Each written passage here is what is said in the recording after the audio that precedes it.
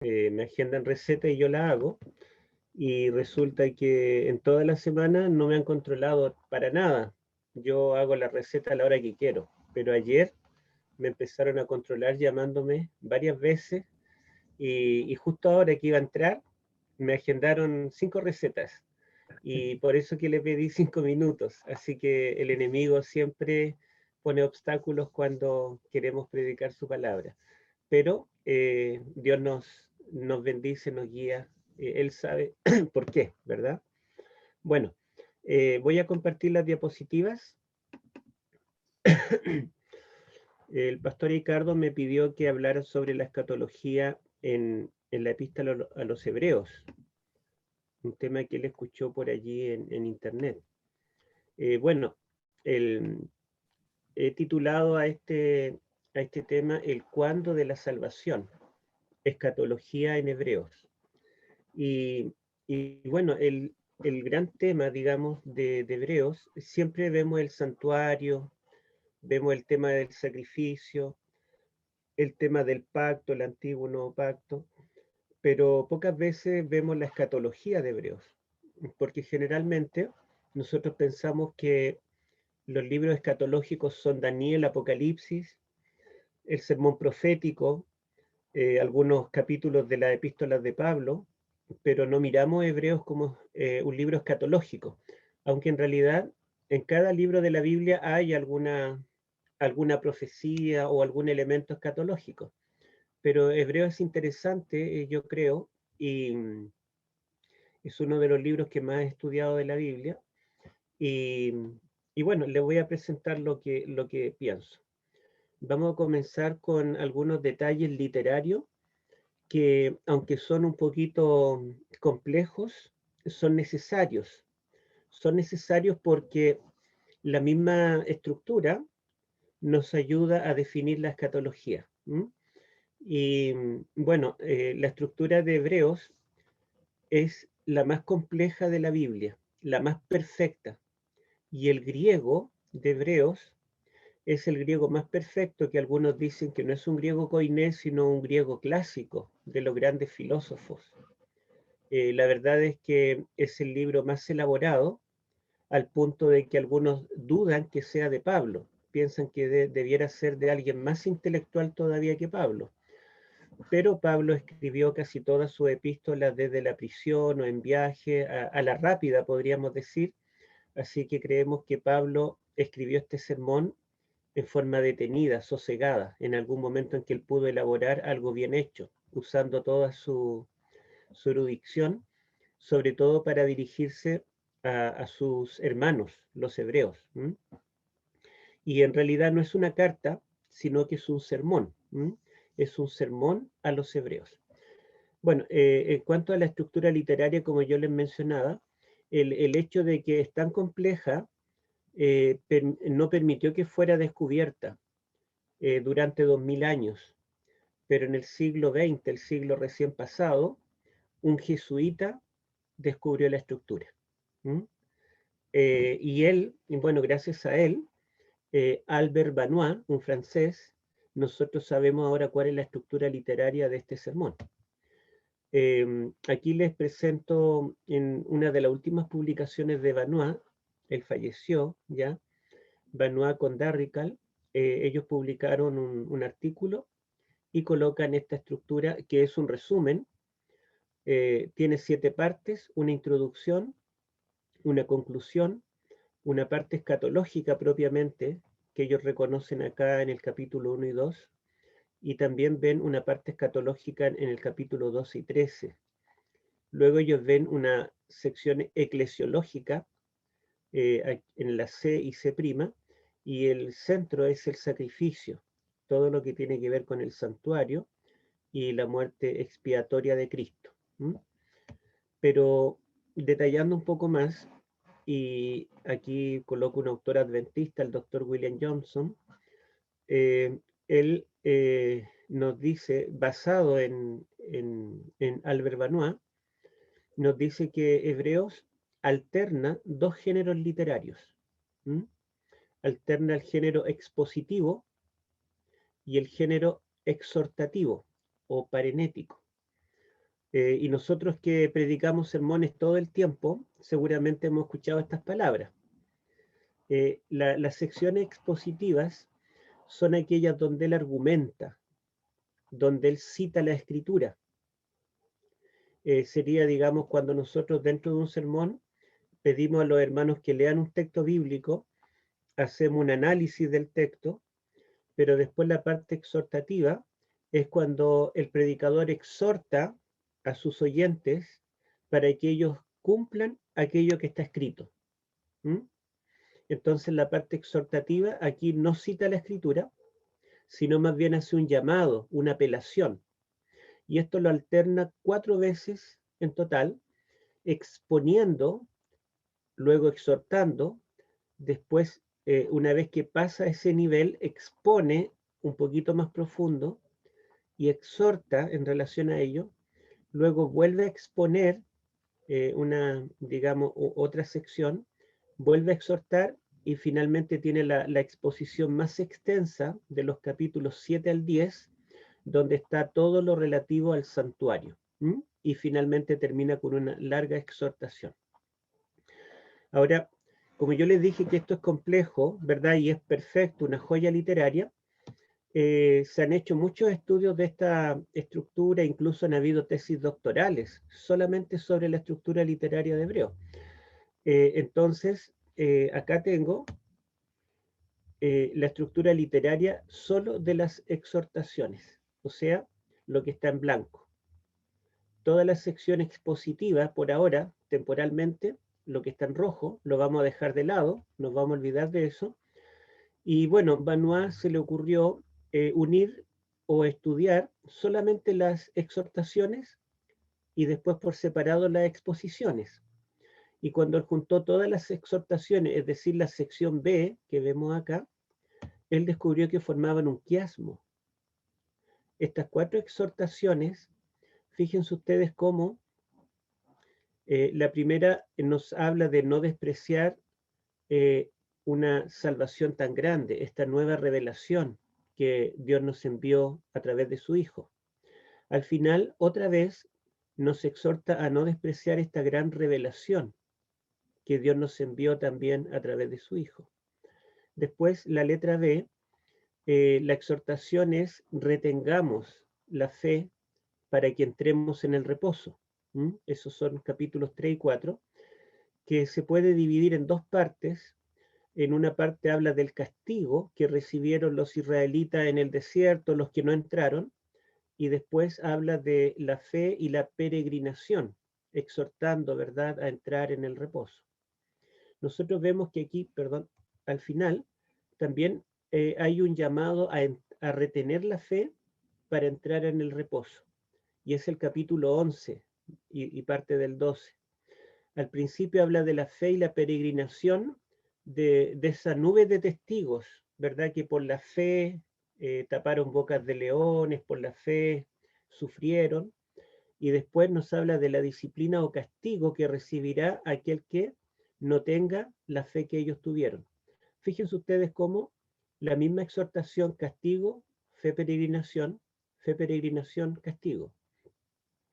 Las secciones centrales, la C y la C', tiene una exhortación donde les habla de los peligros de la apostasía en ambos.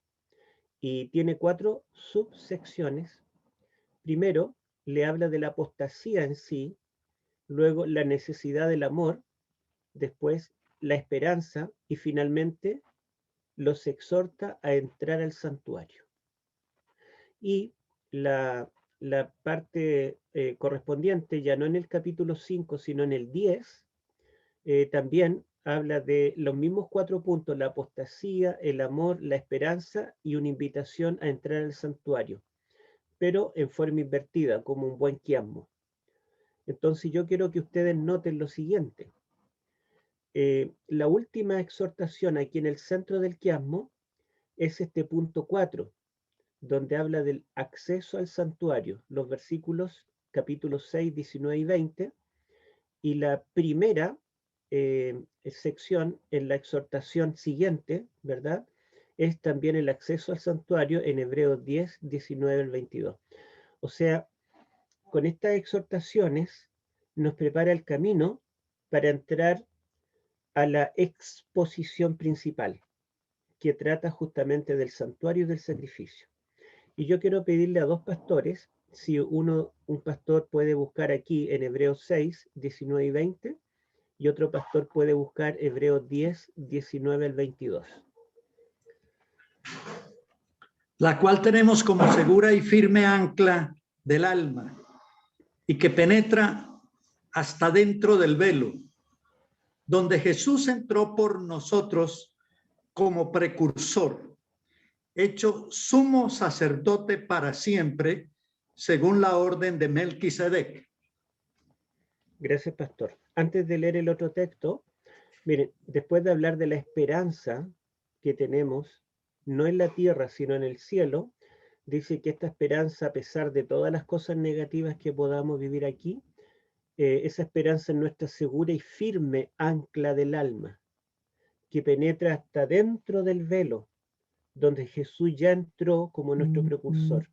O sea, aquí nos está diciendo que, que aunque nosotros estamos acá en la tierra, nuestra esperanza no está acá, sino que está en el cielo, en el santuario, eh, dentro del velo, donde Jesús entró como nuestro precursor y nos invita a que nosotros por fe entremos al santuario.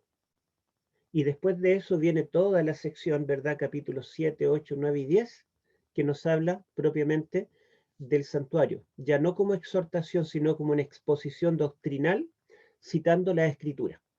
A ver, ahora otro pastor, si me lee por favor el 10, 19 al 22. Así, hermanos, siendo que por la gracia o por la sangre de Jesús tenemos plena seguridad para entrar en el santuario, por el camino nuevo y vivo, por el cual nos abrió a través del velo, esto es, de su carne. Y siendo que tenemos un gran sacerdote sobre la casa de Dios, acerquémonos con corazón sincero, con plena certeza de fe, purificado el corazón de mala conciencia y lavado el cuerpo con agua limpia.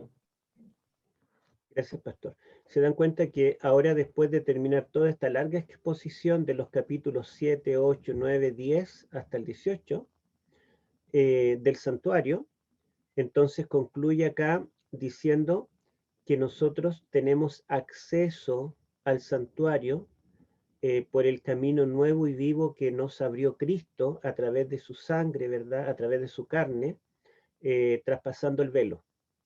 Entonces vemos que esta pequeña perícopa, ¿verdad? Que nos invita a entrar al santuario, antecede toda la sección del santuario, y esta pequeña perícopa, ¿verdad? Que nos invita, ¿verdad? Nuevamente a entrar al santuario, da conclusión a toda la sección central. ¿Mm? Y yo quiero ahora mostrarle acá, habíamos dicho que hay una alternancia entre exposición de la palabra y exhortación o llamado. Y la tercera exhortación termina allí con la invitación al santuario, y la cuarta comienza con la exhortación a entrar al santuario, y dentro de estas dos, ¿verdad? Como un sándwich, están los capítulos 7 al 10, 18, que es lo que vamos a ver. Bueno, acá lo tengo marcado, ¿verdad? Los dos textos que leímos, y acá tenemos esa sección central del 7 al 10, 18. Esta estructura la tomé del doctor William Chea, pero todo es elaboración de lo que descubrió Albert Benoit. Bueno, ahí tenemos las exhortaciones, ¿verdad? Tiene la frase dentro del velo, y es la exhortación con la que termina la sección anterior. Y acá después tenemos la otra exhortación que comenzaría en el 10-19, que también habla a través del velo. Se dan cuenta que el velo se descorre antes y después para darnos paso a la visión, o perdón, no visión, a la sección del santuario.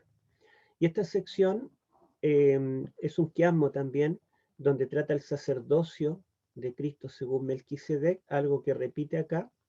Después el sacrificio perfecto de Cristo. La palabra clave de este sermón, ustedes saben que en un sermón tenemos una palabra clave siempre, que la repetimos acá a cierto momento para enfatizar lo que queremos enseñar. La palabra clave acá en este sermón es la palabra mejor.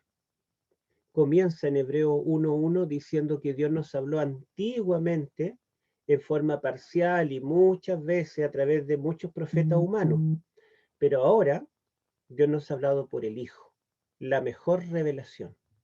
Y esa palabra continúa. Entonces acá lo que hace es un contraste entre el sacerdocio de Aarón y el de Cristo, y concluye que el de Cristo es mejor. Aquí contrasta los sacrificios que se hacían repetidamente con el de Cristo y el de Cristo es mejor. Un tema que repite acá, el santuario celestial es mejor que el de Moisés, que era solo figura y sombra, y repite esa temática acá. El pacto hecho por la sangre de Cristo es mejor que el antiguo pacto, ¿verdad?, que fue hecho con sangre animal. Y el centro acá es un contraste entre el santuario terrenal con el santuario celestial. Bueno, dos observaciones, y esto ya tiene que ver netamente con el tema de la escatología que nos interesa. En las secciones expositivas, o sea, donde expone la palabra, donde explica, donde argumenta, predomina el tiempo verbal en aoristo. Yo sé que no siempre todo el mundo toma los idiomas bíblicos, así que por si acaso alguien no sepa, el aoristo es un tiempo pasado puntual. Se emplea generalmente para enfatizar que algo está completado, algo está hecho enteramente, no queda nada pendiente. Pero en las secciones parenéticas, o sea, en el llamado, en las exhortaciones que vienen después, predomina el presente y mayormente el futuro. Fíjense ustedes, entonces cuando expone la palabra, usa un pasado puntual, pero cuando él hace el llamado, o usa el presente o usa tiempos verbales futuros. Después, otra observación, en las secciones expositivas, cuando expone la palabra, el énfasis está en la gracia y la misericordia de Cristo. Él nos acepta, nos perdona, nos salva. El trono de la gracia. Pero en las secciones exhortativas, donde hace el llamado, se encuentran continuas advertencias de juicio y condenación para el pueblo de Dios. Allí están estas dos secciones imprecatorias que tanto nos asustan, que dice que el que niega la sangre de Cristo ya no tiene salvación, sino que está destinado a la perdición eterna. Estas dos secciones que son paralelas, ¿verdad? En el Quiasmo, el 6 y el 10, entonces son bastante aterradoras y pocas veces nosotros predicamos de esos textos. Entonces ustedes pueden ver de que no solamente el apóstol intercala dos géneros literarios, exhortación de la palabra, perdón, exposición de la palabra y luego el llamado, sino que la parte exhortativa y el llamado son diferentes, porque cuando expone la palabra, usa el pasado, y cuando hace la aplicación o el llamado, usa el presente y el futuro. Y también hay un contraste en el tema mismo, porque todas las partes expositivas es un evangelio de amor, predica solo amor. Dios te ama, Dios te salva, si pecaste no te preocupes, acércate al trono de la gracia, alcanzarás misericordia en el oportuno socorro. Pero la parte exhortativa predomina el juicio y la condenación. Ay de ti si te apartas. Ya no queda salvación para el que pisoteara la sangre de Cristo. Estos contrastes hacen que los teólogos se confundan y hay distintas teorías respecto a cómo unir estas dos partes. Dentro de todas esas teorías yo tengo la propia, y mi teoría es que el elemento que une ambas cosas es el día de la expiación. si Hebreos está basado en el tabernáculo del Pentateuco, del desierto, porque fíjense que Hebreos no habla del templo salomónico de Jerusalén, sino que está hablando del tabernáculo del desierto. Y en el Pentateuco, la teología del tabernáculo tiene un centro climático en Levítico 16, el día de la expiación. Y fíjese que el día de la expiación es el día más dulce, más esperanzador, porque allí Dios perdonaba todos los pecados. También el día de la expiación daba comienzo al jubileo, donde había perdón, restitución de la tierra, libertad de los esclavos, pero también el día de la expiación era un día de juicio. Todo aquel que no se afligía era cortado del pueblo. Por lo tanto, esa ambivalencia en Hebreos entre misericordia y juicio condenatorio la podemos ver claramente en el día de la expiación. Esto asusta a algunos adventistas y ningún adventista cree que el tema principal acá es el día de la expiación, porque ellos tienen miedo de que si decimos que Pablo está colocando el día de la expiación como el centro de su teología, estaríamos diciendo o creyendo que el día de la expiación se cumplió en el primer siglo y que ya no nos queda nada para 1844. Pero vamos a ver algunos detalles.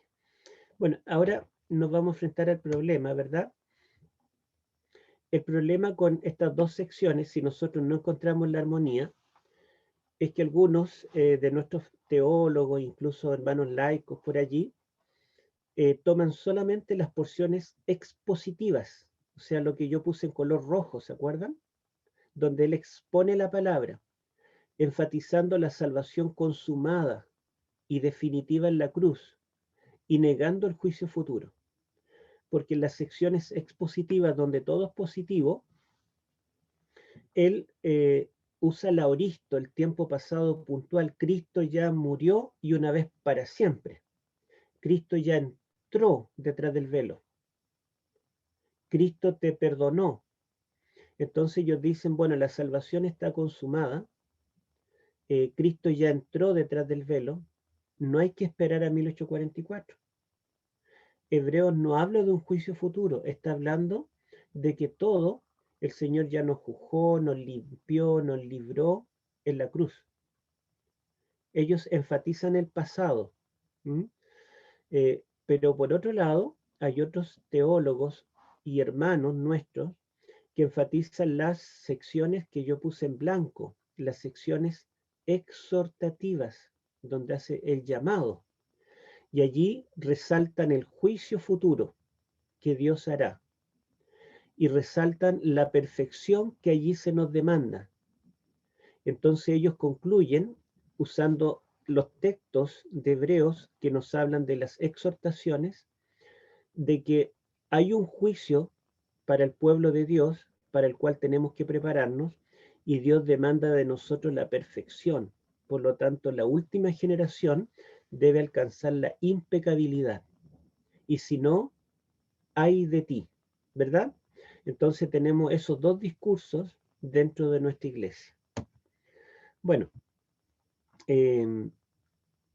leamos acá Hebreos 9:28, por favor, si alguien puede leer, o acá o en su Biblia, cualquier versión.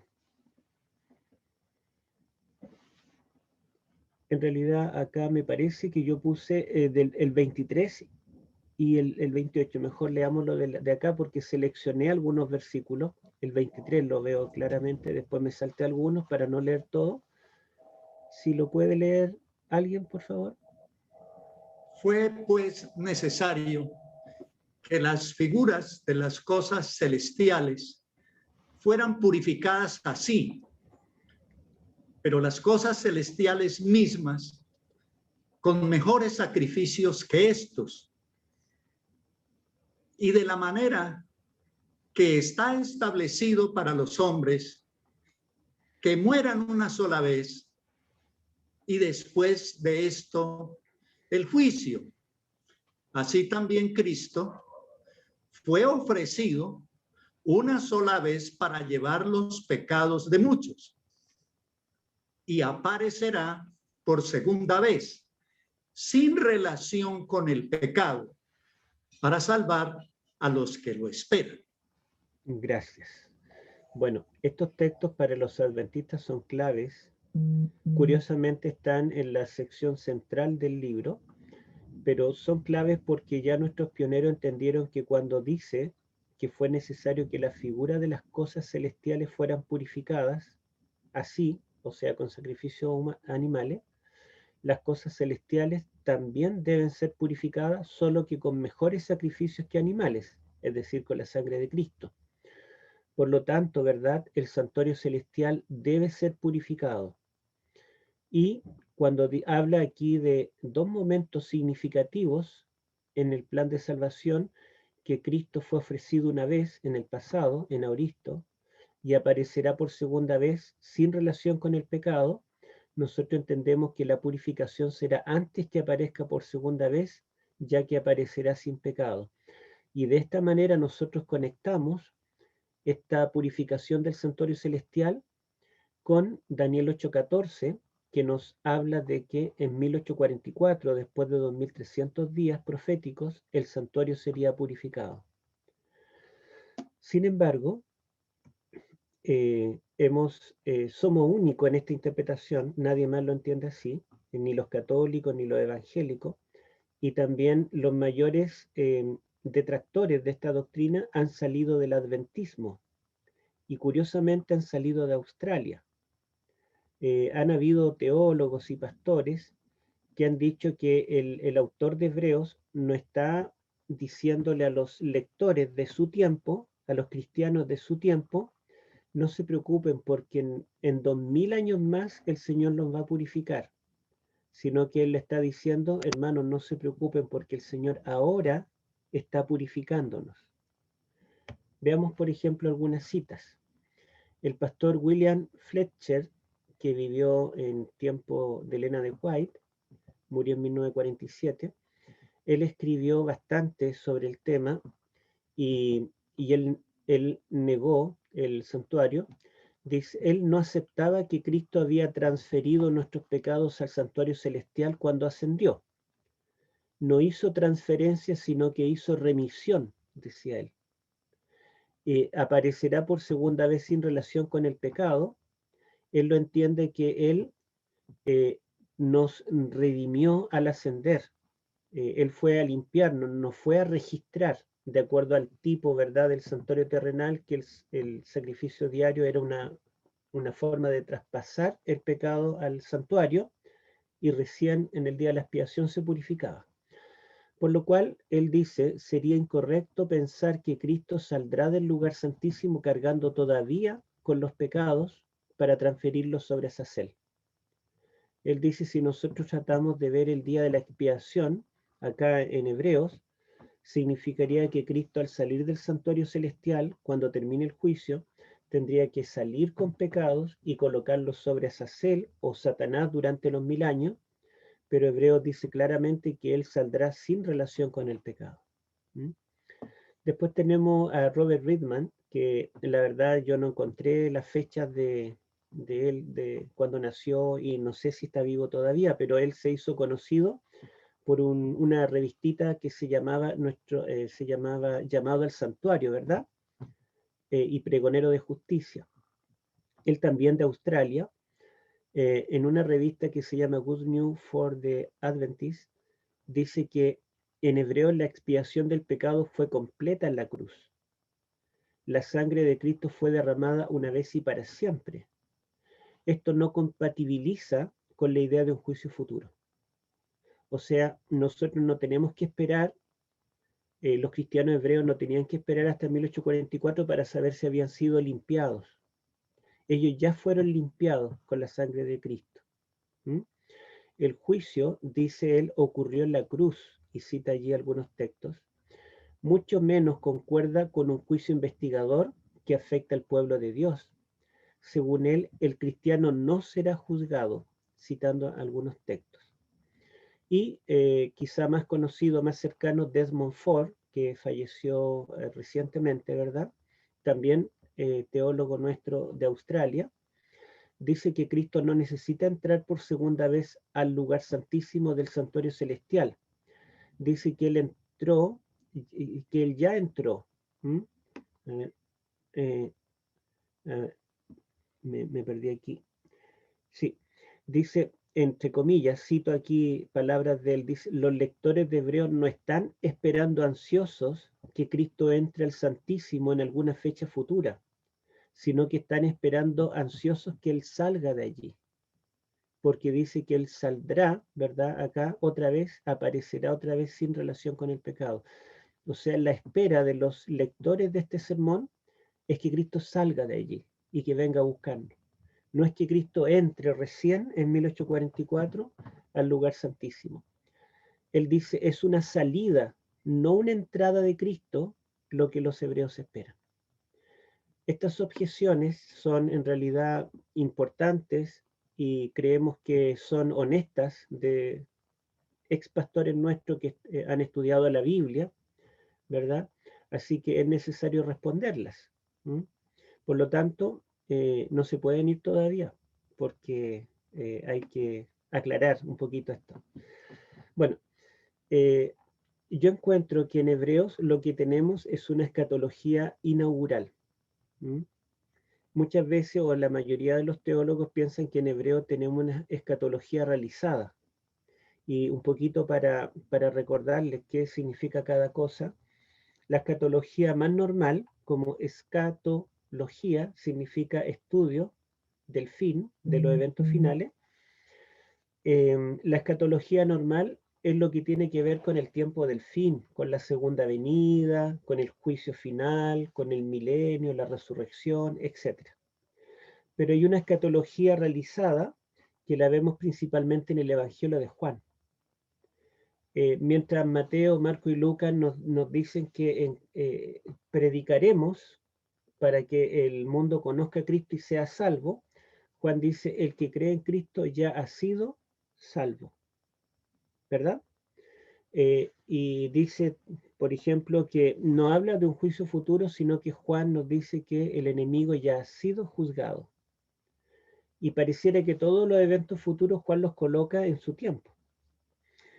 Un estudio del Evangelio de Juan muestra que Juan, como ya escribió un libro de escatología verdadera, el Apocalipsis, en el Evangelio él trata de ilustrar a través del ministerio de Cristo todo el futuro que se cumple en miniatura en los pocos años del ministerio de Cristo. Les doy solamente algunas pinceladas. Cristo tuvo un ministerio de 3 años y medio. Al final de eso recibe una muerte, ¿verdad? De la cual resucita. El anticristo del Apocalipsis tendrá un periodo de supremacía de 3 años y medio simbólicos. Al final de ese periodo recibe una herida de muerte, después resucita, ¿verdad?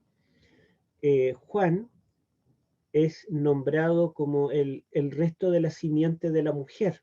Jesús a María le dice desde la cruz, mujer, he ahí tu hijo. Y en Apocalipsis dice que el remanente final es el resto de la descendencia de la mujer, de la cual había nacido el hijo varón. Y en fin, Juan trata de ilustrar toda la escatología en el ministerio de Cristo. Y eso se llama escatología realizada. Eso es lo que piensan muchos que tenemos en hebreo. Pero yo creo que aquí en hebreo tenemos una escatología inaugural. ¿Qué significa eso? Que para Pablo, la escatología comienza con la primera venida de Cristo. Eso es lo que vamos a tratar de fundamentar. Ahora vamos a leer Hebreos capítulo 1, 1 al 3. A ver si alguien lo puede leer. Dios, habiendo hablado muchas veces y de muchas maneras, en otro tiempo a los padres por los profetas, en estos últimos días nos ha hablado por el Hijo, a quien constituyó heredero de todo y por quien asimismo hizo el universo. Él, que es el resplandor de su gloria, la imagen misma de su sustancia y quien sustenta todas las cosas con la palabra de su poder, habiendo efectuado la purificación de nuestros pecados por medio de sí mismo, se sentó a la diestra de la majestad en las alturas. Gracias, pastor. Bueno, fíjense ustedes que aquí el apóstol usa la palabra eschatos, de la cual viene escatología. Acá, últimos. En estos últimos días. ¿Cuándo es el tiempo escatológico o escatológico? ¿Es cuando Cristo venga en su segunda venida? ¿O en 1844? Dice, Dios habiendo hablado en tiempo pasado muchas veces, de muchas maneras, en otro tiempo. En griego aquí dice palin, que significa antiguamente. Dios ha hablado antiguamente en el pasado a los padres a través de los profetas, pero en estos últimos días nos ha hablado por el Hijo. O sea, la primera venida de Cristo, el ministerio de Cristo, la predicación de Cristo, es Dios que ha hablado a su pueblo, ¿cuándo? En los últimos días. ¿Mm? En otras palabras, para el autor de Hebreos, los últimos días, la palabra aquí es eschatos, la escatología no se limita a la segunda venida. La escatología comienza con la primera venida. ¿Mm? Y después dice acá que habiendo efectuado la purificación de nuestros pecados, obviamente en la cruz, por medio de sí mismo, se sentó. Aquí el verbo está en aoristo, pasado puntual. Se sentó a la diestra de la majestad de las alturas. O sea, aquí nos está diciendo que en algún momento futuro Él ocupará el trono de Dios. Él dice que Él ya se sentó. Cristo ahora está sentado en el trono. No ahora en el año 2021, ¿verdad? Después de 1844, sino que Él está escribiendo en el siglo I. Se cree que por allí, por la década del 60, Él está escribiendo que en ese tiempo, en el siglo I, Cristo ya estaba sentado en el trono celestial. Entonces, vamos a ver la siguiente. Acá tenemos tenemos el texto en griego, ¿sí? Y lo que nos interesa es que emplea palai en realidad, y sería el adverbio de palin, que significa literalmente antiguamente. Entonces, en muchas partes y en muchas formas, antiguamente Dios habló, y está en pasado, ¿verdad? Dios habló a los padres por los profetas, pero en Eshatu, fíjense, Eshatu, de ahí viene escatología, en los últimos de los días, estos son los últimos días, dice el apóstol. Él nos habló por el Hijo. ¿Mm? Bueno, y esta palabra, ¿verdad? Esta frase, que aquí diría epi eshatu, ton, gemeron, tuton. Esta frase aparece en Hechos también, en Timoteo, en Santiago, en Pedro, y todas las veces que aparece esta frase, los apóstoles se refieren a su tiempo, al siglo I. Ellos utilizan esta frase entonces para referirse al siglo I como el tiempo escatológico. Pero solo en hebreo, bueno, ahí está en singular, y los otros textos la única diferencia es que está en plural. Esta frase es la traducción de esta frase hebrea Be Hajarit Hayamim, que literalmente significa en los últimos días, o lo último de los días. Así se puede traducir. Es la traducción. Esta frase Be Hajarit Hayamim, en el fin de los días, en el Antiguo Testamento aparecen todos estos textos, y generalmente se refiere a un futuro que puede comenzar pronto. Por ejemplo, Génesis 49:1, la bendición de Jacob, dice que él les dirá lo que ocurrirá en los postreros días, pero él les comienza a decir lo que ellos ya estaban haciendo, lo que iban a vivir en Egipto, lo que vivirían como tribus después en Israel, y se extiende hasta el futuro indeterminado. Pero hay otros textos en que esta frase en los últimos días, como Isaías 2:2 y todos estos textos, esta frase se limita a la era mesiánica. O sea, los últimos días no es algo que comienzan ya en el tiempo de los profetas antiguos, sino que los últimos días sería un tiempo futuro. ¿Cuándo? ¿Cuándo comenzarían? Cuando venga el Mesías. ¿Mm? Entonces los apóstoles, al reconocer que Jesús es el Mesías, ellos están tomando estas profecías y diciendo, estamos viviendo en los últimos días. Bueno, hay otra frase similar en el Nuevo Testamento, no nos vamos a detener, esta frase que tenemos en hebreo, y todos los textos que yo le mostré donde también la usa. Además de eso tenemos en Cairo esjato, que aparece en Pedro, literalmente en el tiempo final, y se refiere a su tiempo. Epi esjatu ton chronon, que literalmente sería en el fin de los tiempos, fin de los tiempos, y también Pedro se refiere a su tiempo. Epi esjatu chronu, que también sería en el fin o sobre el fin del tiempo. Judas se refiere a su tiempo. Esjate hora. Juan, esta frase significa literalmente la última hora. Y para Juan es su tiempo. Sunteleia ton aionon. En hebreos significa, sunteleia es el cumplimiento o la consumación de los siglos, que para Pablo en hebreos es su tiempo. Tatele ton aionon, que sería el fin de los siglos. En Corintios se refiere al tiempo de Pablo. To pleroma tu chrono, la plenitud del tiempo o el cumplimiento del tiempo. En Gálatas se refiere al nacimiento de Cristo. Entonces ustedes pueden darse cuenta de que esta idea de Hebreos, de que la escatología comienza con la primera venida de Cristo, no es exclusiva de él, la tenemos presente en el resto del Nuevo Testamento. Pero también hay frases, por ejemplo, en la teología de Juan, yo les mostré que él tiene una escatología realizada, y esta frase esjate hora se refiere a su tiempo, la última hora. Pero en te esjate gemera, literalmente en el fin, en el día final, esta frase en el día final, Juan la utiliza para referirse a eventos relacionados con la segunda venida y con la resurrección final. Entonces Juan tiene una frase que deja para referirse a la escatología verdadera. Sunteleia ton aionon, que significa la consumación de los siglos, que Pablo en hebreo la utiliza para referirse a su tiempo, es una frase que Mateo usa exclusivamente para referirse a la segunda venida.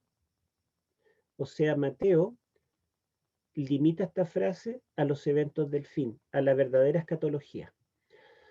Ahora, en el Antiguo Testamento, en la frase Bea Harit Hayamin, que significa en los postreros días, que a veces comenzaban en el tiempo del profeta o se referían a la era mesiánica, los profetas no desconocen una escatología verdadera. Por ejemplo, la frase Yom Yahvé, el día de Jehová, generalmente se refiere al fin verdadero, que se entiende como la segunda venida. Daniel utiliza la frase et ket, que significa el tiempo del fin. Y esta frase es importante porque solo la usa Daniel, y para Daniel el tiempo del fin no abarca su tiempo ni comienza con la primera venida. El tiempo del fin comenzará cuando acaben los 2300, los 1200, tiempo y medio tiempo de persecución. O sea, los postreros días es un tiempo que comienza en 1798. Se nos dice que el santuario será purificado en el tiempo del fin. La resurrección ocurrirá en el tiempo del fin. El librito o la parte del libro de Daniel que fue sellada y cerrada será entendida recién en el tiempo del fin. La última lucha entre el bien y el mal se desatará en el tiempo del fin, cuando intervenga Miguel. Por lo tanto, la frase et ket de Daniel es una frase más precisa, porque no se refiere a toda la era cristiana después de la primera venida de Cristo, sino específicamente a la última parte, después de 1798 en adelante. Y bueno, voy a saltarme todas estas ideas y quiero mostrarles aquí este esquema. Este esquema resume lo que queremos explicar. Una imagen dice más que 1000 palabras. Desde los tiempos remotos, los profetas anunciaron los postreros días, y los postreros días comenzaría cuando venga el Mesías. ¿Mm? Ellos no siempre distinguieron entre una primera y una segunda venida. Simplemente cuando viniera el Mesías comenzaban los postreros días. Y Daniel nos habla de otra frase que es etzket, y significa el tiempo del fin.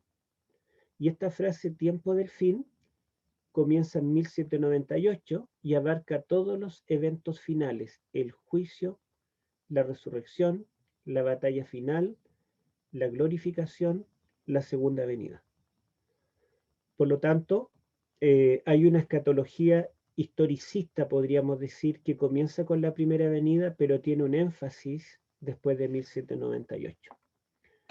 Bueno, ¿y por qué Daniel es importante? Porque los teólogos están concluyendo lo siguiente. Me gustaría que alguien leyera este párrafo, por favor, si alguien puede leerlo. Daniel 8 apunta a un juicio futuro. Daniel 9 anuncia el sacrificio de Cristo vinculado con su primera venida. Daniel 9, 24 y 27 predice lo que el Mesías lograría en la cruz: terminar la prevaricación, cumplido en Hebreos 9, 26, que dice poner fin al pecado y expiar la iniquidad. En Hebreos capítulo 9, versículo 15, dice traer la justicia perdurable. En Hebreos 1, 9, 7, 2, dice sellar la visión y la profecía. En Hebreos 1, capítulo 1, versículo 1 al 2, dice ungir al santo de los santos, evoca la inauguración del santuario celestial. Hebreos capítulo 8, versículo 1 y 2 y capítulo 9, versículo 1. Confirmará el pacto con muchos. Hebreos 9, 15 al 20, 8, 6 al 10, 9, 6 al 17, dice hará cesar el sacrificio y la ofrenda. En Hebreos capítulo 10, versículo 18. Gracias, pastor. Bueno, un Pesher es una especie de comentario de un texto profético.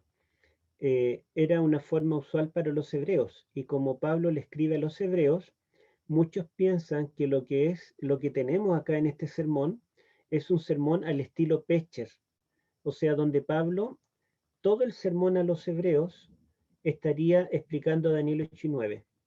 Las frases que aparecen allí las repite acá. Y esto es importante porque, fíjense ustedes el esquema que yo les mostré, donde teníamos el esquema. Este esquema, Daniel 8 nos apunta a lo que ocurría acá, el juicio investigador. Pero Daniel 8 no es entendido por Daniel completamente, y el ángel Gabriel vuelve para explicarle las 70 semanas que nos llevan a la cruz. Entonces Daniel 9 nos da la primera parte de la profecía de los 2300 días. Y en Hebreos lo que nosotros tenemos es que las frases que aparecen en las 70 semanas, Hebreos dice, esto se ha cumplido. Hemos comenzado el tiempo escatológico. Por lo tanto, lo que falta en el futuro es el juicio, la purificación del santuario. Bueno, vamos a ver acá entonces cómo entendían los judíos del tiempo de Pablo la era mesiánica y cómo se lo explica Pablo. Los dos eones o las dos eras. Ellos pensaban que el antiguo eón o la antigua era pre-mesiánica terminaría con la venida del Mesías. Vendría el Mesías y comenzaría la nueva era, donde ahora el lobo morará con el cordero, un niño los pastoreará, etcétera, etcétera. Pero Pablo les explica lo siguiente, que la venida del Mesías son dos venidas, una primera venida y una segunda venida. Y no hay un corte así puntual, que separa las dos eras, sino que la antigua era, donde, digamos, existe el pecado, la muerte, esa era continúa después de la primera venida y se termina con la segunda venida. Pero la nueva era o el nuevo eón comienza con la primera venida. La primera venida entonces inaugura esta nueva era, la era mesiánica, pero al mismo tiempo convive o se yuxtapone con la antigua era, y para que la antigua era termine definitivamente es necesaria una segunda venida del Mesías. ¿Mm? Bueno, vamos a leer aquí estos párrafos. Miren, mejor vamos a ver acá, este es como un resumen. Lo que hace Pablo acá es enseñar que hay un presente consumativo. Parece que tiene ahí, un presente consumativo, ahora, en el ahora de Pablo, pero no consumado. El presente de los hebreos es consumativo, pero no consumado. ¿Qué significa? Cristo murió en aoristo, en pasado puntual, una vez y para siempre. Él entró ya detrás del velo, en aoristo también. Él se sentó en aoristo a la diestra de la majestad en los cielos. Esto nos dice que el presente de los apóstoles es consumativo. Cristo ya hizo todo esto, pero los hebreos aún no han entrado en el reposo. Nos dice Hebreos 3 y 4. Ellos necesitan acercarse al trono de la gracia para hallar misericordia, porque todavía ellos pecan. La muerte de Cristo, hecha una vez y para siempre, no terminó con el pecado en sus vidas. Todavía el pecado es una realidad. Entonces todavía Cristo tiene que hacer algo en el santuario celestial. Y por eso es que en Hebreos 7:25 dice que Él intercede por nosotros continuamente. Cristo necesita interceder por nosotros, porque el pecado no ha tenido un fin definitivo. ¿Se dan cuenta? Ellos anhelan la ciudad cuyo arquitecto y constructor es Dios. O sea, todavía no han entrado en la ciudad celestial, la Jerusalén que el Mesías promete en el Antiguo Testamento. Les dice que ellos tienen una carrera por delante. Hay una carrera que correr del cristiano y el pecado los asedia. O sea, nosotros, por vivir después de la cruz, ya no tenemos nada que ver con el pecado. No, el pecado todavía nos asedia. Es necesario mantener puestos los ojos en Jesús. Y en esta carrera puede que alguien desista y no llegue a la meta. Por lo tanto, aunque hay un presente consumativo, el plan de salvación no está consumado. Falta algo para que Cristo ponga fin al pecado definitivo. Bueno, por su parte, el logro del Hijo de sentarse a la diestra de la majestad en las alturas gracias a la cruz, heredando un prestigio mayor que los ángeles, aunque es algo ya logrado, tiene un propósito inaugural. Esta palabra es clave. Al Hijo se lo invita, Hebreos 1:13, siéntate a mi diestra hasta que ponga a tus enemigos por estrado de tus pies.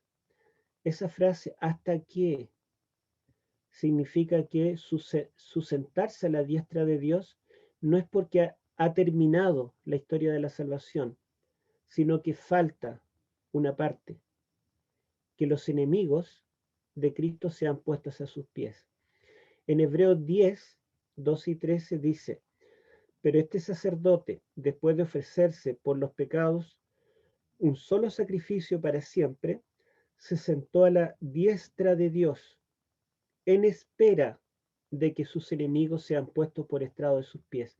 O sea, Cristo ya se sentó a la diestra de Dios, pero Él todavía espera que sus enemigos sean vencidos. Se dan cuenta que ya comenzamos la era mesiánica, pero esperamos que el enemigo sea vencido todavía. Pablo, citando el mismo texto que cita Hebreos, que es el Salmo 110, dice, porque es necesario que Cristo reine hasta poner a todos sus enemigos debajo de sus pies.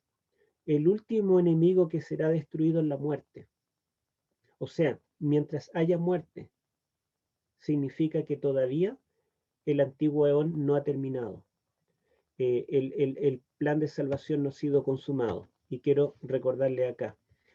Entonces nos dice que Cristo ya se sentó en la primera venida a la diestra de la majestad, inaugurando el nuevo eón. Pero todavía está a la espera de que los enemigos sean derrotados, entre ellos la muerte. Y eso recién lo lograremos con la segunda venida. Los cristianos todavía morimos. Por lo tanto, no podemos decir que al terminar el antiguo eón comienza todo perfecto. Estamos en un tiempo de yuxtaposición donde estamos afligidos por las consecuencias del pecado y del antiguo eón, pero al mismo tiempo ya disfrutamos de los beneficios del nuevo eón. Y vamos a avanzar acá. Fíjense que el apóstol ilustra la ilustración, el periodo histórico que él cita es la estadía de Israel en el desierto. Y nosotros podemos ver que Israel en el desierto ya había salido de Egipto. Dios ya los había redimido. Dios había acabado con el ejército en el Mar Rojo. Ellos eran libres. Pero yo les pregunto, ¿ellos ya habían llegado a la tierra prometida?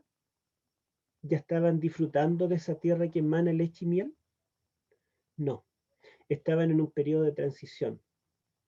Estaban en una situación similar a los hebreos, que ya el Señor ya los había redimido, los había sacado de Egipto, pero por otro lado todavía no habían entrado en el reposo, no habían entrado en la tierra prometida. Todavía eso era algo futuro.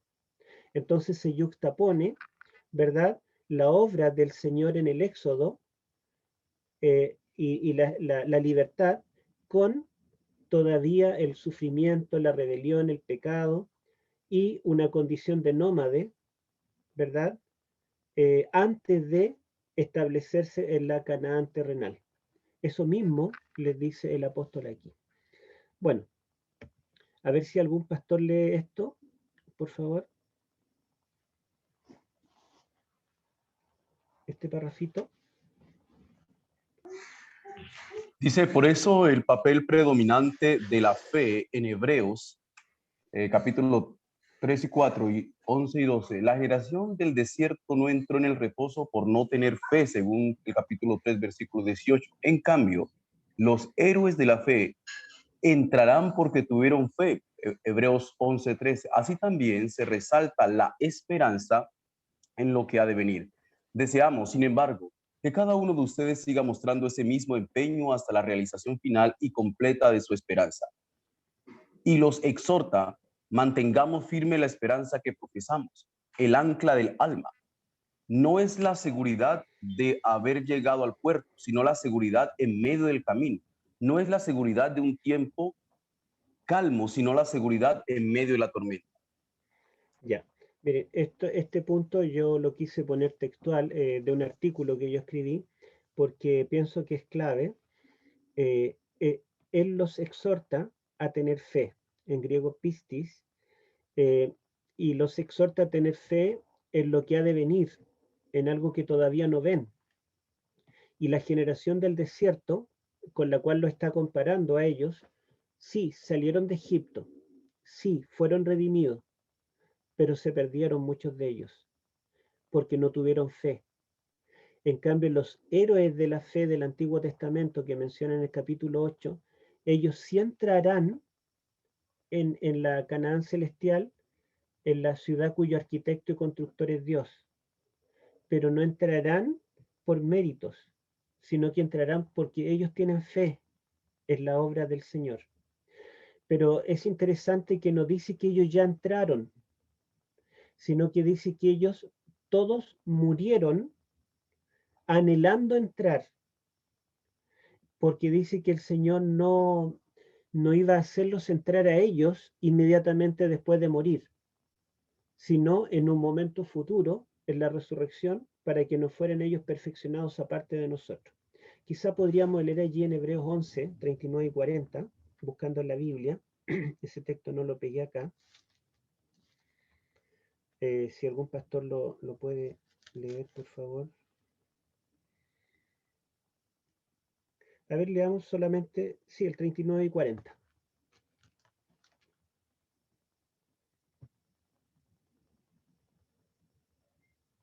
Pastor Aicardo, ¿lo tiene?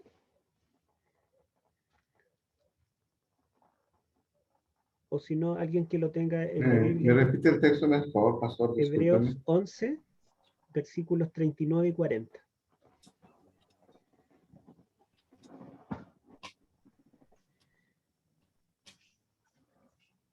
Y todos estos, aunque alcanzaron buen testimonio mediante la fe, no recibieron lo prometido, proveyendo Dios alguna cosa mejor para nosotros, para que no fuesen ellos perfeccionados aparte de nosotros. Amén. Entonces, todos los héroes de la fe, aunque tuvieron fe, a diferencia de la generación del desierto, ellos no recibieron lo prometido. Como tampoco nosotros lo recibimos ahora, sino que Dios ha provisto algo para que lo recibamos juntos con ellos en la mañana de la resurrección. Se dan cuenta entonces que el apóstol, a pesar de enfatizar que la escatología ya comenzó, ellos están viviendo el tiempo escatológico, la era mesiánica, el apóstol reconoce una escatología futura. ¿Mm? Hay algo que esperar. Y la palabra esperanza, ¿verdad? El pis, fíjense estos textos que son claros. Deseamos, sin embargo, que cada uno de ustedes siga mostrando ese mismo empeño hasta la realización final y completa de su esperanza. O sea, está realizado ya, está completado ya lo que ellos esperan, lo que un cristiano espera, no todavía. Y también mantengamos firme la esperanza que profesamos. Por lo tanto, ¿verdad? Si hay una esperanza, es que todavía no hay un cumplimiento. Y es verdad que en el capítulo 6, cuando invita a entrar detrás del velo, dice que la esperanza está puesta en Cristo que ya entró detrás del velo, es la segura y firme ancla del alma. Pero el ancla del alma, ilustrando esto de un barco, no es, digamos, el ancla nos da seguridad, nos ancla al piso, ¿verdad? Al fondo del mar. Pero el ancla no es la seguridad necesariamente de haber llegado al puerto. En los tiempos bíblicos, la navegación era por el mar Mediterráneo, pero los barcos no atravesaban el mar, sino que ellos bordeaban el mar, iban cerca de la costa.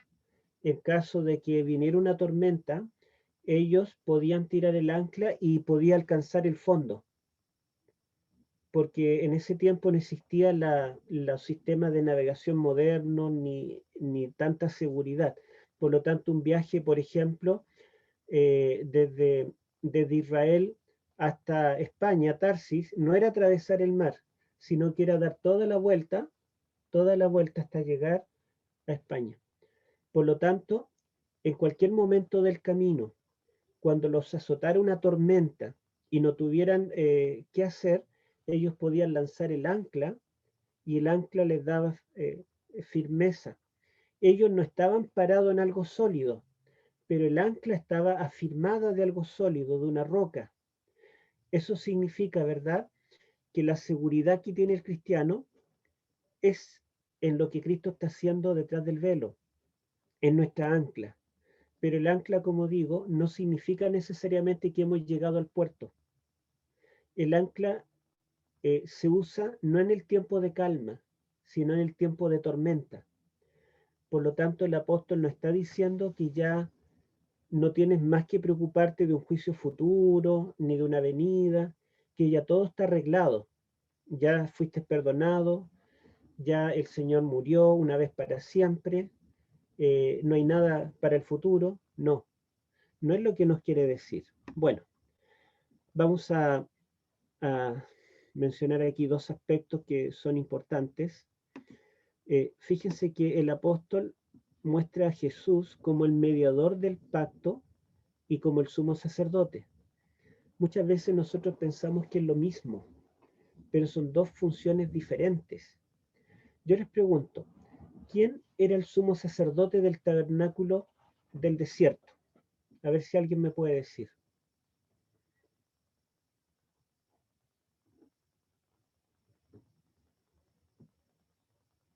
¿Quién era el sumo sacerdote? Aarón. Aarón. Y yo les pregunto, ¿quién fue el mediador del pacto del Sinaí? Gálatas dice que fue Moisés. Moisés. Amén, Moisés. Entonces fíjense acá que en Hebreos a Jesús se lo presenta como el mediador del nuevo pacto, o sea, como un nuevo Moisés, y se lo presenta como el nuevo sumo sacerdote de un santuario celestial. Entonces se lo compara con Aarón. Y fíjense ustedes que en los capítulos 3 y 4, donde habla del peregrinar de Israel, concluye comparando a Jesús con Moisés. Dice que Moisés fue grande en la casa de Dios, pero Jesús fue más grande que Moisés. Pero luego comienza otra sección y lo compara en el capítulo 5 con Aarón. Y en el capítulo 7 lo desarrolla y dice que el sacerdocio de Cristo no es según Aarón, sino según Melquisedec, un sacerdocio para siempre. Entonces Jesús cumple dos roles y es lo que nosotros a veces no consideramos. Y en base a eso quiero leerles lo que dice el erudito evangélico más experto en el libro de los Hebreos. Bueno, fue el más experto hasta la década del 90, él falleció en la década de los 90, ahora el más experto es Koester, ¿sí? Craig Koester. Pero miren, él dice, yo coloqué un par de libros de acá de él, famoso, y en este libro, en la teología del Nuevo Testamento, que es una serie de libros donde se habla de la teología de todos los libros del Nuevo Testamento, que lo hizo la Universidad de Cambridge, convocó a los mejores teólogos del mundo para escribir sobre cada libro, y se le pidió a Barnabás Lindas que escribiera la teología de la carta a los hebreos. Y esto, digamos, es un libro fantástico, profundo, y ellos, como digo, escogieron al mejor en cada área, no importa que fuera católico, evangélico, adventista, no importa. Lindas es un pastor anglicano que falleció en la década de los 90. Él dice, mientras un sacrificio expiatorio trata con los pecados pasados, un sacrificio pactual inaugura un arreglo permanente para el futuro.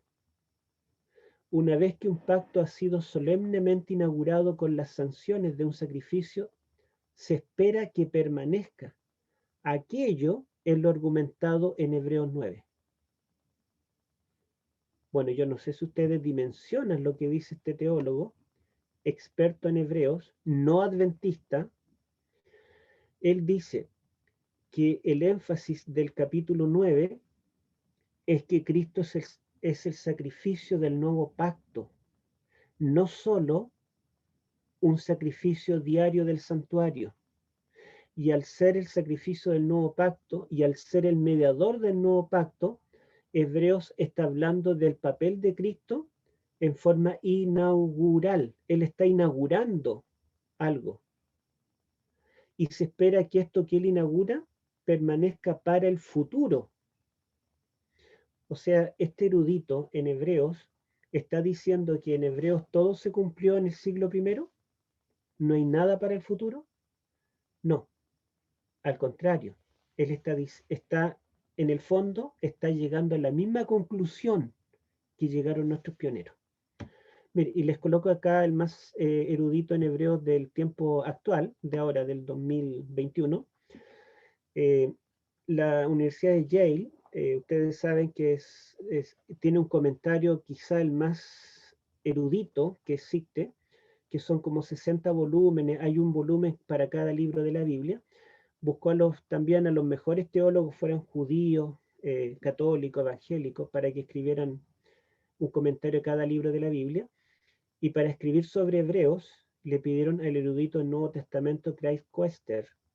Y para escribir sobre Apocalipsis, también le pidieron a él. O sea, los dos libros que más nos interesan a los adventistas, el tomo que habla de Apocalipsis y el tomo que habla de Hebreos, lo escribió un mismo teólogo que es un pastor luterano, Craig Koester.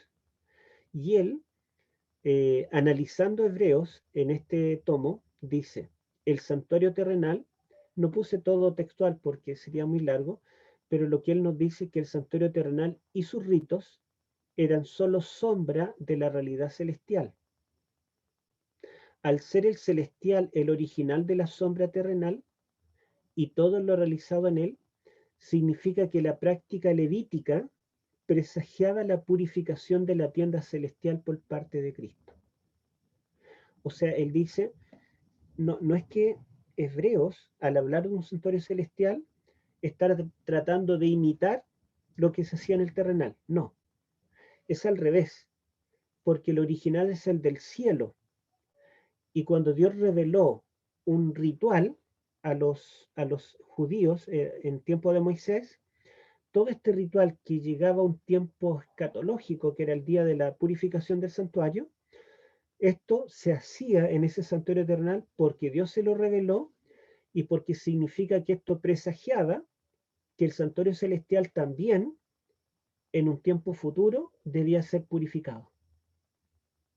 En otras palabras, él está de acuerdo en que el santuario celestial necesita ser purificado. Esto de que Desmond Ford decía que el santuario celestial no necesita purificación porque allí está Dios y Dios es santo, Craig Koester dice no, el santuario celestial sí debe ser purificado. ¿Y qué profecía nos indica cuándo debe ser purificado? Daniel 8:14. Después de 2300 tarde mañana el santuario será purificado. Bueno, miren, yo coloqué un párrafo de mi artículo aquí. Todos los temas destacados por los autores antes citados enmarcan el tema principal, que es el día de la expiación, así como la historia del éxodo y el peregrinar de Israel está en el marco histórico de la expiación que Dios quiere para terminar con el pecado y traer a su pueblo de vuelta al Edén, porque el tema del pecado entra en Génesis, ¿verdad? Todo era bueno en gran manera, entró el pecado. Entonces, todo el Pentateuco corre al día de la expiación en Levítico 16.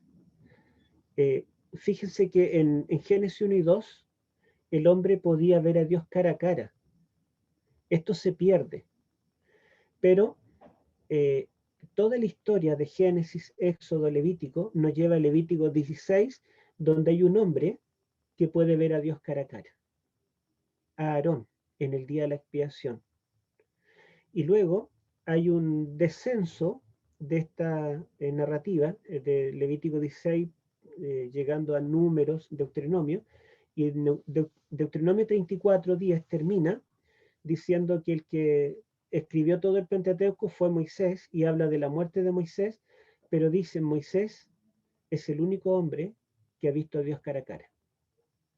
Por lo tanto, ¿verdad? El ver a Dios cara a cara en los primeros dos capítulos, en el último capítulo y en el centro del Pentateuco, nos está diciendo que el día de la expiación es la solución que Dios ha provisto para el futuro, para que otra vez podamos volver al Edén. Génesis 1 y 2 comienza cuando Dios le da la tierra al hombre. Dios le da el dominio sobre toda la tierra. Y Deuteronomio 34 termina cuando Moisés contempla la tierra prometida que Dios la dará en dominio para el pueblo de Israel. Entonces el Pentateuco está ilustrando la restauración de todas las cosas. Y eso es lo que apunta el día de la expiación, y la teología de Hebreos está basada en eso. Bueno, miren, por lo anterior, el interés escatológico del autor de Hebreos está en el ministerio de Cristo como sumo sacerdote en el presente, y no en su papel de juez ni en su venida como un rey futuro, en el futuro. O sea, el interés de Pablo para los lectores hebreos está en el presente. no está puesta en el futuro, ¿verdad? En que Cristo vendrá por segunda vez o en qué momento va a juzgar. Él no está negando esto, sino que está poniendo el énfasis en el presente. Y tampoco el énfasis de él está en el pasado, en la cruz, o en el momento de la entronización. No está puesta en los logros pasados ni en el futuro. Está puesta en el presente. Y yo les pregunto, en un sermón, nosotros queremos predicar un sermón hablando de lo que ya pasó o de lo que pasará alguna vez, o en el sermón tratamos de aplicarlo al momento presente del auditor. En un sermón el propósito nuestro siempre es decirle a los hermanos de ahora, en las circunstancias que están viviendo, que Dios tiene una solución para su vida, que el Señor está haciendo algo por él. Eso es lo que quiere decir el apóstol. Él está enfatizando el presente. ¿Y cuál es el presente? Es que Cristo está ministrando en el santuario celestial. Él no niega los eventos futuros, de hecho tiene claro que el Señor juzgará a su pueblo, según dice allí, ¿verdad? Si él dice que el Señor juzgará a su pueblo, ¿tendrá razón Robert Ridman al decir que el pueblo de Dios no será juzgado? Está equivocado, porque esta misma epístola que él usa está afirmando que el Señor juzgará y está en tiempo futuro a su pueblo. Y tampoco niega la venida, porque dice el que ha de venir vendrá y no tardará. Entonces, Hebreos tiene un énfasis en el presente. Este presente es un presente confiado por lo que Cristo hizo en el pasado una vez para siempre. Pero ¿cuándo tendremos el alivio definitivo? En el futuro, ¿sí? Cuando el Señor venga para juzgue y luego venga por su pueblo. Bueno, acá yo les muestro que el tema de un juicio futuro no es algo incidental en este libro. El doctor George Rice estructura Hebreos en 5 unidades y él muestra que cada una de estas 5 partes se compone de 3 elementos y el tercero de estos elementos, el elemento climático de cada sección, es un juicio. Y ahí él tiene que cada unidad concluye con un juicio. O sea que el tema del juicio es esencial en toda la estructura de este libro. Bueno, por lo tanto podemos ya decir que la escatología de Hebreos es historicista, no es preterista, o sea, no es que todo se cumplió en el pasado, no es que todo se cumplió en el tiempo de los apóstoles, tampoco es futurista, él no está diciendo que todo se cumplirá en el futuro lejano, él dice la escatología ya comenzó, ya comenzamos la era mesiánica, pero esto tiene una continuidad histórica. Cristo no está durmiendo, Él está ministrando, y dice el punto principal de lo que vinimos diciendo, es que tenemos un sumo sacerdote que Él es ministro del santuario. La palabra griega es leiturgos, que significa servidor. O sea, Cristo está sirviendo, está ministrando en el santuario ahora.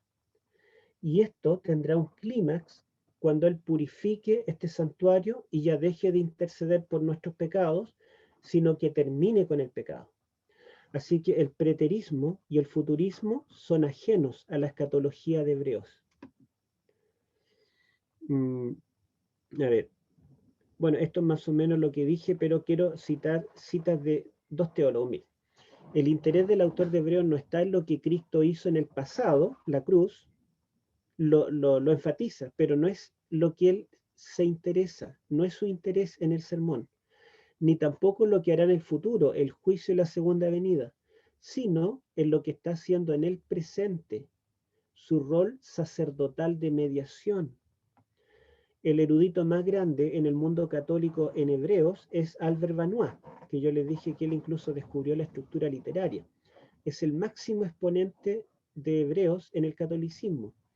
Y él propone cambiar el título tradicional, que es Carta a los Hebreos, por el título Predicación sobre el sacerdocio de Cristo. y dice, o más brevemente, podemos llamarlo el sermón sacerdotal. En otras palabras, Albert Benoit dice que el énfasis no está en lo que hizo en la cruz, no está en lo que hará en el futuro.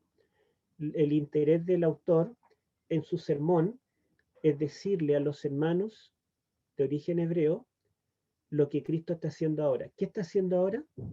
Él es el sacerdote del santuario celestial. Y el máximo exponente en el mundo evangélico, Barnabás Lindars, dice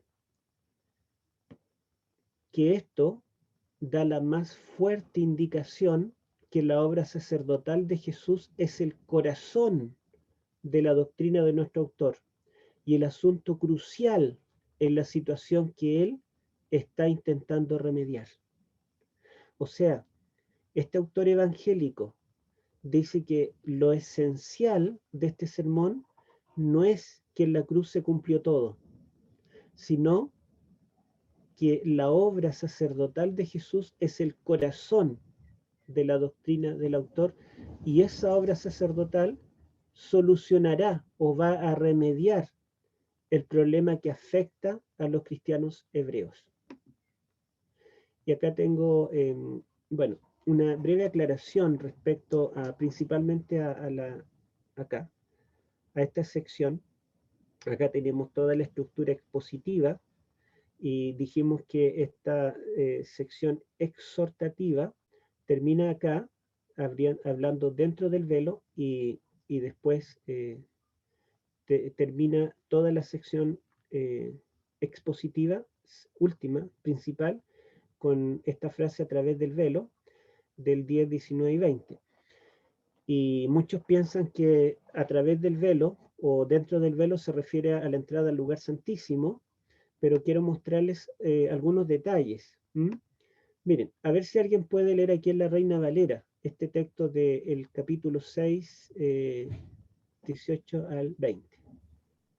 Para que los dos cosas inmutables, en las cuales es imposible que Dios mienta, tengamos un fortísimo consuelo, los que hemos acudido para asirnos de la esperanza puesta delante de nosotros, la cual tenemos como segura y firme ancla del alma y que penetra hasta el dentro del velo, donde Jesús entró por nosotros como precursor, hecho sumo sacerdote para siempre, según el orden de Melquisedec. Gracias. Bueno, cuando nosotros leemos que penetra nuestra esperanza hasta dentro del velo y que Jesús está allí, entró como sumo sacerdote, y nosotros decimos el sumo sacerdote trabajaba cuando, en el día de la expiación, cuando él pasaba el velo hacia el lugar santísimo. Entonces Cristo entró en su resurrección al lugar santísimo directamente. Pero debemos recordar, o más bien no pensar, que el sumo sacerdote trabajaba solamente en el día de la expiación. Si nosotros leemos el Pentateuco, especialmente Levítico 24, Éxodo capítulo 30, Éxodo capítulo 28, nos vamos a dar cuenta que los sacerdotes trabajaban en el atrio y que el sumo sacerdote entraba dentro del velo, al lugar santo. Era el sumo sacerdote el que debía siempre o continuamente encender las lámparas, quemar el incienso tarde y mañana, cambiar los panes de la proposición. La palabra siempre en el Pentateuco está asociada con el ministerio del sumo sacerdote en el lugar santo, y la palabra siempre está asociada en el Pentateuco con la obra de los sacerdotes en el atrio. Entonces la terminología de acá está enfatizando que Cristo simplemente entró al santuario para comenzar una obra que en el rito de Levíticos tiene su clímax en el día de la expiación. Leamos aquí el capítulo 10, 19 al 21. A ver si alguien lo puede leer.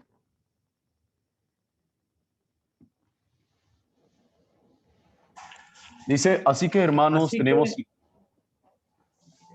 Adelante, Adelante. pastor. Adelante, lea. Ok. Así que, hermanos, tenemos libertad para entrar en el lugar santísimo por la sangre de Jesucristo, por el camino nuevo y vivo que Él nos abrió, a través del velo, esto es, de su carne. También tenemos un gran sacerdote sobre la casa de Dios.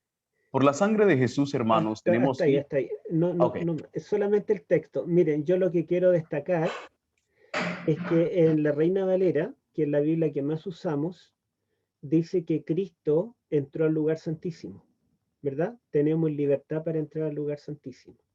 Pero la palabra griega ahí es ton haion, y ton haion significa santuario. Por otro lado, dice por el camino nuevo y vivo que Él nos abrió, pero en griego dice enkainizo dice que Él inauguró, eso es lo que significa. O sea, cuando Él entra al santuario celestial, después de la resurrección, no es para concluir una obra, no es para el realizar la obra final, el día de la expiación, sino que es para inaugurar su ministerio allí. Y quiero que leamos, porque no todos, si ustedes le dicen, no, es que en griego dice distinto, no le van a creer. Pero léanle ustedes una Biblia católica, por ejemplo, la Biblia del Peregrino o la Biblia de Jerusalén. Ahora sí, pastor, por favor, lea estos textos. Dice, por la sangre de Jesús, hermanos, tenemos libre acceso al santuario, por el camino nuevo y vivo que Él inauguró para nosotros a través de la cortina, a saber, de su cuerpo. Hebreos 10:20. Teniendo pues, hermanos, plena seguridad para entrar en el santuario, en virtud de la sangre de Jesús, por este camino nuevo y vivo, inaugurado por Él para nosotros, a través del velo, es decir, de su propia carne. Biblia Jerusalén. Gracias. Se dan cuenta que las mejores Biblias católicas, la Biblia del Peregrino, la Biblia de Jerusalén y muchas más, yo puse 2 ejemplos nomás, no traducen lugar santísimo, sino que están correctas y traducen santuario. Y no traducen el camino que Él nos abrió, sino que Él inauguró en ambas versiones. En otras palabras, ¿verdad? Lo que Cristo hizo cuando entró detrás del velo fue inaugurar un ministerio, ¿verdad? Que continuaría a través del tiempo hasta que llegara el momento en que purificara el santuario celestial. Ahora, la palabra purificar, kazarizo en griego, en la Septuaginta del Pentateuco, o taer o kippur en hebreo, digamos, el santuario solamente era purificado de los pecados del pueblo en el día de la expiación. Por lo tanto, el Señor expiará o purificará el santuario celestial de los pecados del pueblo de Dios. Bueno, conclusión, Hebreos destaca la divinidad real de Cristo, la humanidad real de Cristo, y me estoy refiriendo al capítulo 1 sobre todo, ¿verdad? Que demuestra que Él es Dios, el capítulo 2 que demuestra que Él es humano. Después destaca el sacerdocio real y el santuario real del nuevo pacto. O sea, todo esto tampoco es una metáfora o algo indefinido, que en el cielo no hay santuario. Si negamos el santuario del cielo, entonces neguemos la humanidad de Cristo, la realidad de Cristo, ¿verdad? Segunda conclusión, Hebreos anuncia la inauguración de un sistema sacrificial, de un pacto, de un sumo sacerdocio y de un santuario. Esa es la teología de Pablo, una teología, una escatología inaugural, historicista, que comienza con la primera venida y se extiende la obra de salvación del Mesías hasta la consumación de todas las cosas, hasta que nosotros, junto con todos los que murieron por fe, heredemos aquella ciudad cuyo arquitecto y constructor es Dios. Muchas gracias, pastores. Espero que no haya sido tan complicado y no sé si quedará tiempo para interactuar un poquito para alguna pregunta. Si quedan unos minutos. Preguntas u opiniones también. Bueno, compañeros, si tenemos alguna pregunta para el doctor, es la oportunidad de hacerlo. Doctor, siempre es que el libro de Hebreos no es tan fácil de No, es difícil. estudiarlo. Sí, hay que concentrarse. Pastor Roger, ¿va a hacer una pregunta? El No, audio. señor, estaba reportando sintonía. Está bien, está bien, está bien.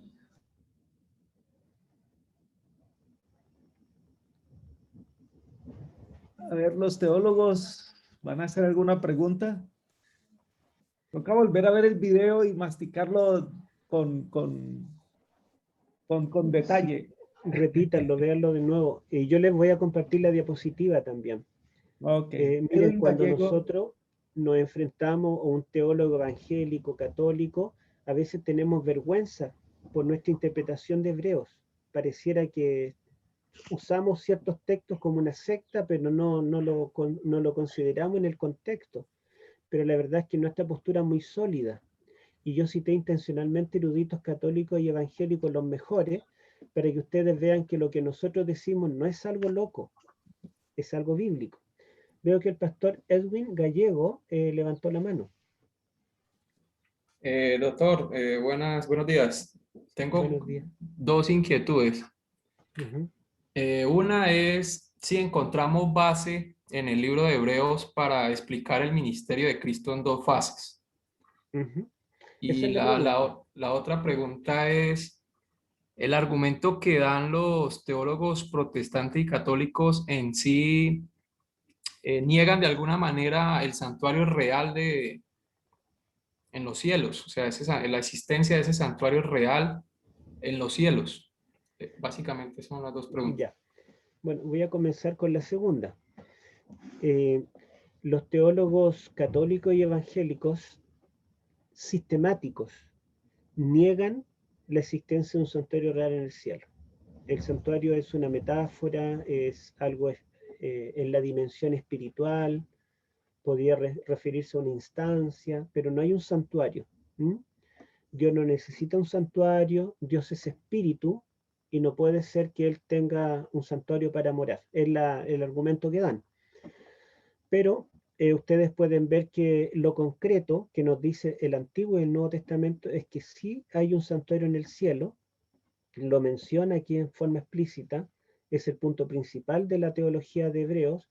Juan ve el santuario en el cielo, menciona muebles en el santuario del cielo. Entonces, no es que Dios tenga un santuario porque Él necesite un lugar para vivir, sino que Dios no vive para sí. Él tiene un santuario, una morada celestial, porque Él creó ángeles. Los ángeles son seres creados. Ese es el lugar donde Él se encuentra con los seres celestiales. ¿Mm? Es el centro de comando del universo. Entonces, y podemos dar muchas otras explicaciones de por qué hay necesidad de que haya un santuario, pero la verdad es que lo único concreto es que cuando nosotros leemos la Biblia, Antiguo y Nuevo Testamento, la Biblia afirma en forma explícita que hay un santuario en el cielo. Entonces, como digo, los teólogos sistemáticos, católicos, evangélicos lo niegan, pero por razones filosóficas más que nada. ¿Mm? Principalmente porque la mayoría de los teólogos piensa que el autor de Hebreos, primero, no es Pablo, sino que es Apolos de Alejandría, porque como la gente más intelectual del mundo en ese tiempo era de Alejandría, es como decir la gente que más intelectual de hoy son los que salen de la Universidad de Harvard, por ejemplo. Entonces, este tiene que ser Apolos, porque el único discípulo de los apóstoles que era de Alejandría, y porque Hechos dice que Apolos de Alejandría hablaba muy elocuentemente, con mucha sabiduría. Y en Alejandría, Filón de Alejandría, que era contemporáneo con los apóstoles del siglo I, Filón de Alejandría explicó el santuario celestial como algo que no era real. Él trató de explicar la Biblia, el Antiguo Testamento, como judío, a la luz del dualismo de Platón. Y como Platón decía que la materia estaba circunscrita a este mundo y era mala, y en el topos Uranus, en el lugar del cielo, todo era espiritual y transparente, y la materia como es mala, no puede haber materia en el cielo, entonces una razón para la teología de Filón de negar esa realidad. Y ellos dicen, como el autor fue un alejandrino, un discípulo cristiano alejandrino, él se crió con las enseñanzas de Filón de Alejandría y por lo tanto para él no hay algo material en el cielo. Pero eso es completamente ajeno a la Biblia. Al contrario, ustedes saben que Dios creó el mundo, el universo en forma material y Dios lo consideró bueno en gran manera. El pecado no tenía que ver con que Adán y Eva fueran de carne y hueso. El pecado fue algo más bien espiritual, ¿verdad? Algo que tiene que ver con su mente y no tanto con un acto. Entonces, estas ideas son ajenas.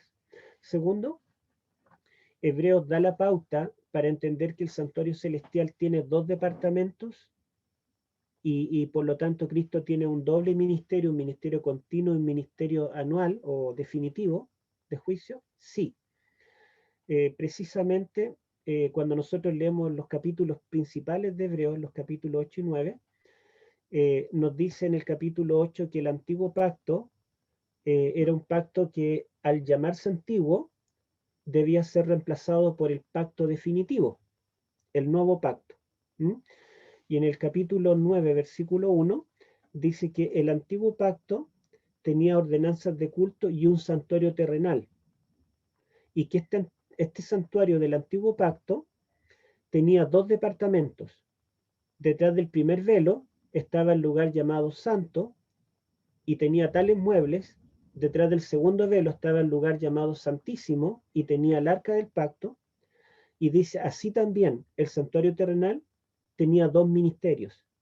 Detrás del primer velo entraban los sacerdotes continuamente para realizar los oficios del culto, pero detrás del segundo velo, solo una vez al año, el sumo sacerdote, eso está en los versículos 6 y 7. Y el 8 dice, dando el Espíritu Santo a entender con esto, que aún no se había manifestado el camino para el santuario, entre tanto que el primer tabernáculo se mantuviera en pie. Y luego dice que ahora Cristo entró para comenzar su obra en el santuario celestial. Entonces, si él está comparando los dos pactos, el antiguo, el nuevo, el antiguo pacto tuvo un mediador, Moisés. El nuevo tiene también un mediador, es Cristo. El antiguo pacto se selló con sangre de un animal. El nuevo pacto se selló con sangre, la de Cristo. El antiguo pacto tenía un santuario. El nuevo pacto tiene un santuario celestial que es el verdadero tabernáculo. El antiguo pacto, el santuario, tenía dos departamentos y dos ministerios. El Espíritu Santo da a entender con esto que el santuario celestial debe ser similar. Debe tener dos departamentos, debe tener dos ministerios. ¿Mm? Y Hebreos da a entender que Cristo tuvo dos ministerios, porque en varios textos, sobre todo el 4.15, el 7.25, nos dicen que Cristo está intercediendo en ese momento. Está intercediendo de forma continua por el pecado. Pero Hebreos 9 dice que Él no intercederá eternamente, sino que dice que llegará el momento en que Él se presentará para acabar con el pecado y vendrá por segunda vez sin relación con el pecado. O sea, ¿será que Él esté continuamente intercediendo por el pecado eternamente? No. Hebreos nos dice que esto tiene un límite. Hay un momento en el cual Él va a acabar con el pecado. Pablo no sabe cuándo es ese momento, porque ese momento comenzará al final de los 2300 días. Y a Daniel se le dice que eso, la purificación del santuario, dice que estaría cerrado y sellado hasta el tiempo del fin. Así que Pablo solamente nos dice que es futuro. Pero ¿quién descubriría la fecha en que comenzó esto?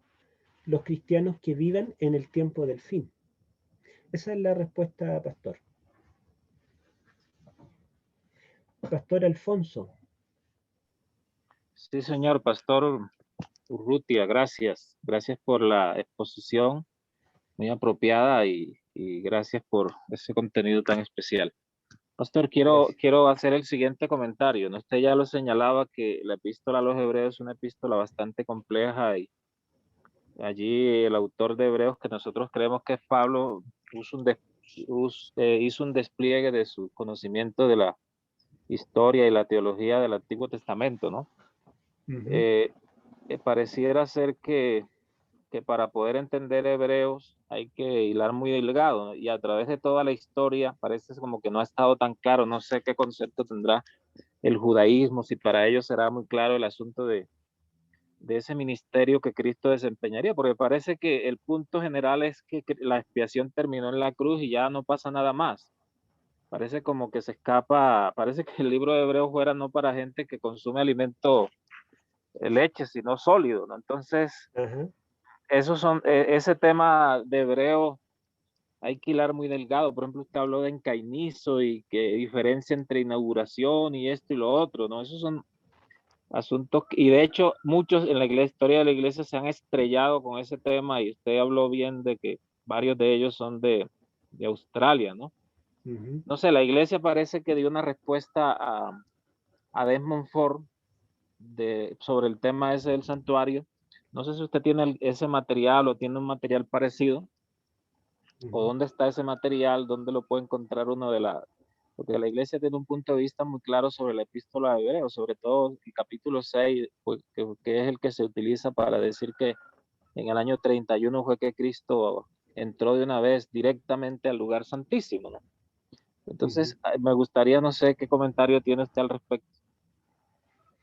Bueno, dentro de los tomos, yo creo que ustedes han visto los tomos que se llama Simposio de Daniel y Simposio de Apocalipsis, que son libros que Sí, señor. salieron.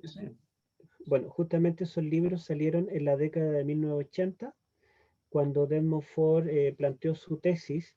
Entonces la iglesia publicó 9 volúmenes para ir respondiendo. Uno de ellos es el Simposio de Daniel, y otros 2 tomos son Simposio de Apocalipsis, y hay otro tomo que se llama Simposio a Hebreos, Simposio de los Hebreos.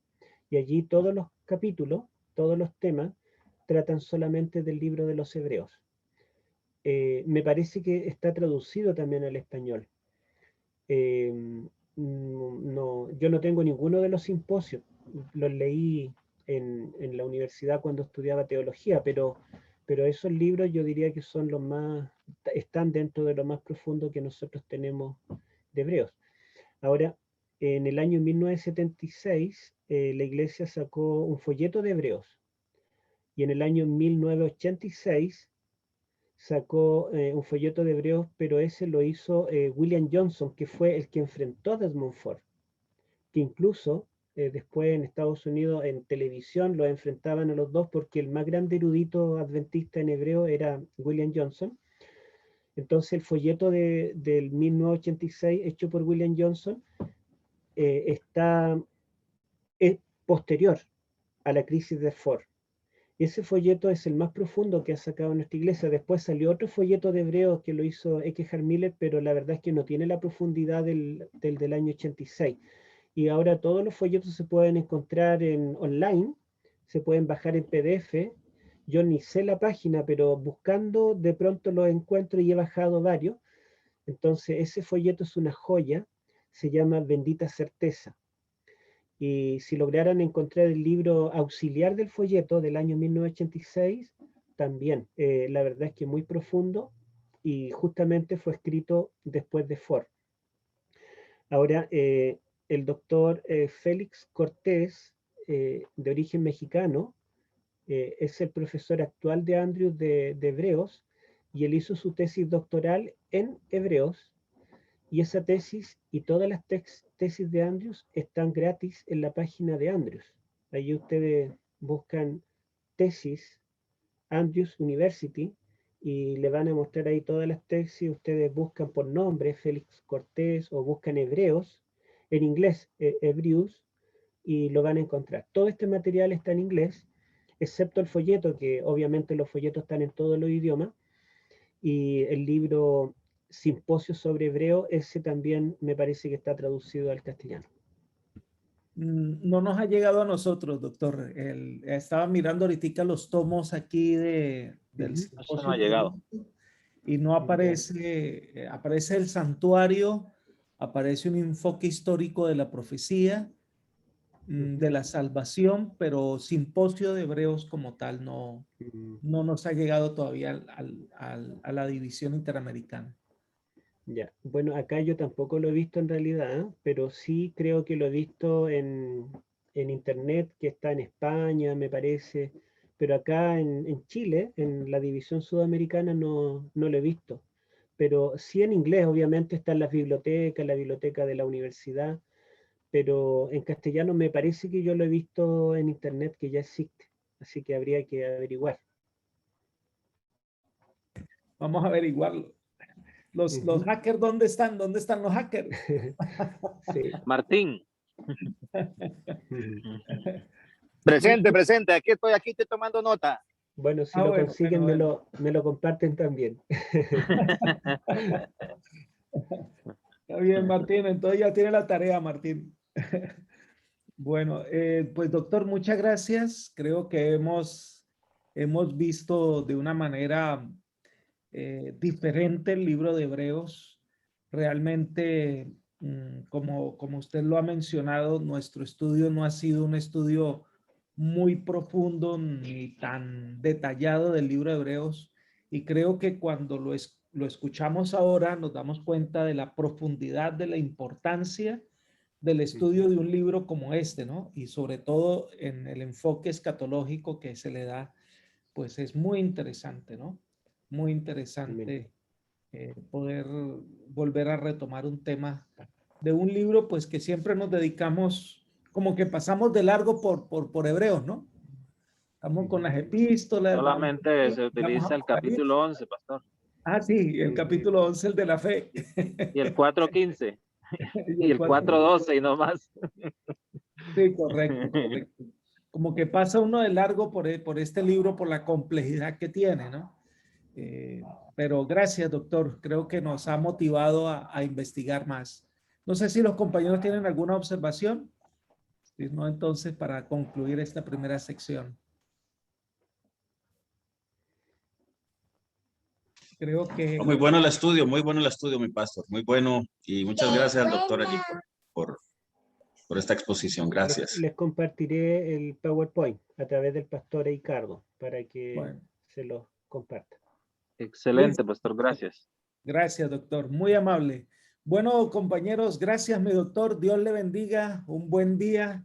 Gracias. Creo que hemos sido edificados y esperamos, doctor, volverlo a tener aquí en nuestro territorio. Con gusto. Bendiciones. Gracias. Doctor Urrutia, muchas gracias. Gracias Vamos a a despedirnos ustedes. del Que Dios les doctor bendiga. Urrutia. Dios le bendiga mucho. Gracias. Bendiciones, pastor. Dios le guarde. Muchas gracias. Les dejo entonces con la asamblea.